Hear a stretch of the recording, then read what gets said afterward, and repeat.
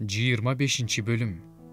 Бабыл падышасы Небухадоносор өз падышачылыгынын 9-жылынын 10-айынын 10-күнү бүт аскери менен Иерусалимге келип, аны курчап, тегерете жалуйду.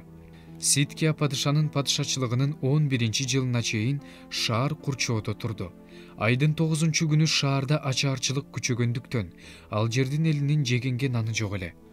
Шаар басылып алынып, бардык аскерлер түн ичинде падыша багынын жанындагы эки дубалдын ортосундагы дарбазадан чыгып, качып кетишти. Каздимдер болсо шаарды курчап турушкан. Падыша ошол жол менен түздүккө чыгып кетти.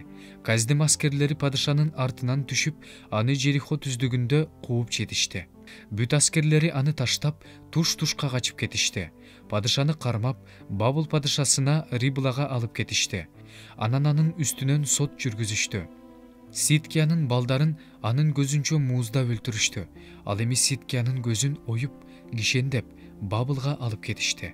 5-айдын 7-күнү, башкача айтканда, Бабыл падышасы Небухадоносордун падышачылыгынын 19-жылында Бабыл падышасынын кызматчысы, сакчылардын башчысы Небузарадан Иерусалимге келди.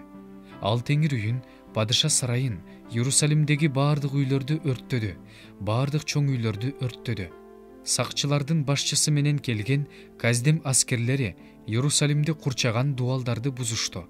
Шаарда калган элди, Бабыл падышасы тарапка өтүп кеткендерди, калган карапайым элди сакчылардын башчысы Небузарадан туткундап кетти.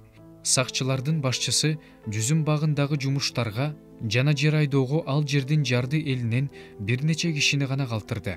Каздимдер теңир үйүндөгү жез устундарды, дөңгөлөктүү койгучтарды, жезден жасалган чоң чараны талкалап, алардын жезин Бабылга алып кетишти.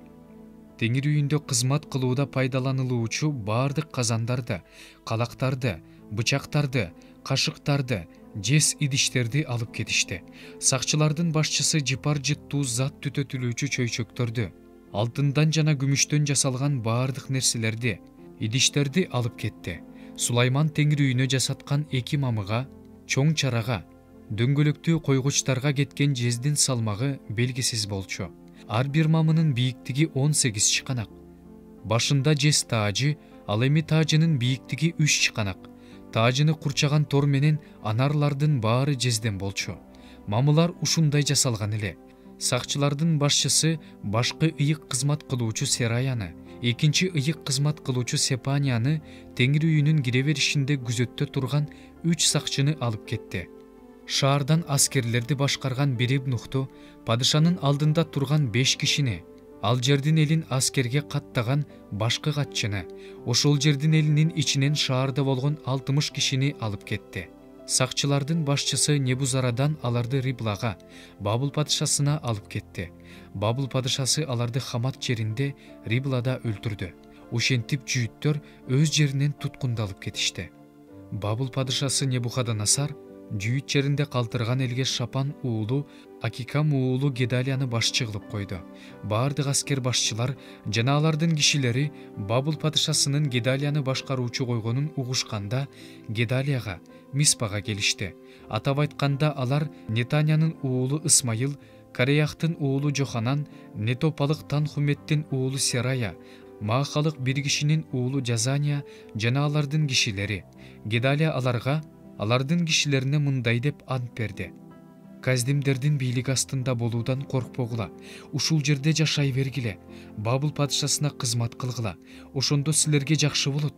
Бирок 7-айда падыша тукумунан болгон Элишама уулу, Нетания уулу Исмайыл 10 киши менен келип, Гедалияны жана Миспада аны менен жүргөн жүйүттөр менен каздимдерди өлтүрүп салды. Ошондо бүт эл кичинесинен чоңуна чейин аскер башчылар да Мисирге кетишти. Анткени каздимдерден коркушту. Жүйүт падышасы Жаяхиндин туткундалып кеткенине 37 жыл болгондо, 12-айдын 27-күнү Бабыл падышасы Эбил Мередах такка отурганына 1 жыл болгондо, жүйүт падышасы Жаяхинди зындандан чыгарды. Аны менен жакшы сүйлөштү. Анын тактысын Бабылдагы падышалардын тактысынан жогору койду. Анын зындан кийимдерин алмаштырды.